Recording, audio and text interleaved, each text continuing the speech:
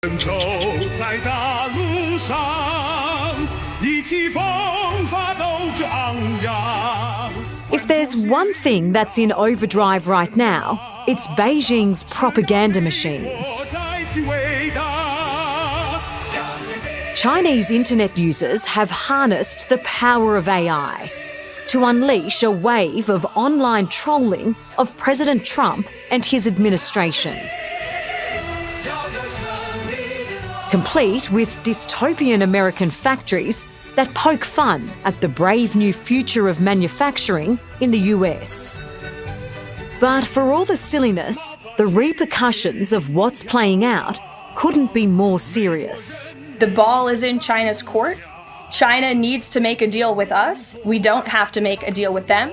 While both sides have recently signalled they are open to negotiation, neither is showing any real sign of backing down. This will destroy the foundation upon which the international order is based upon. So this is very, very dangerous. Who is going to blink first, President Xi or President Trump? China will never blink first. Analyst Victor Gao is Vice President of the Centre for China and Globalisation and an unofficial mouthpiece for the regime in Beijing. China is fully prepared for a situation where two-way trade between China and the United States will grind to a complete halt. No more Chinese exports to the United States, no more US export to China. China's logic is very simple, tit for tat. If you slap me in the face, I slap you in the face. If you hold a gun at my head, I hold a gun at your head. If you threaten war, I threaten war back at you. Bingo. So we need to use peace to solve the problem between China and the United States. China is now punching back with an equal amount of tariffs on American exports. China's President Xi has hit back, raising tariffs on US goods to 125% and announcing restrictions on rare earths, essential to the production of advanced technologies like fighter jets and missile guidance systems. We will cut off all these supplies to you, and we will never trade in any meaningful way rare earth with the Americans. And I'm afraid the national defense industry in the United States will need to come to a complete halt.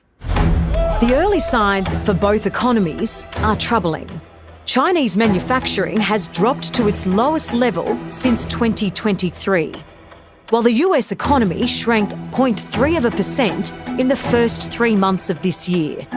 And that was before the most aggressive trade policy had taken effect. China is imploring Australia to join forces against what it sees as a weaponisation of tariffs by the US.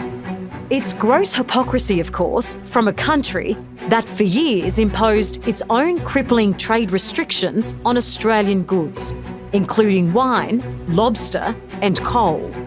But Chinese analyst Victor Gao insists times have changed.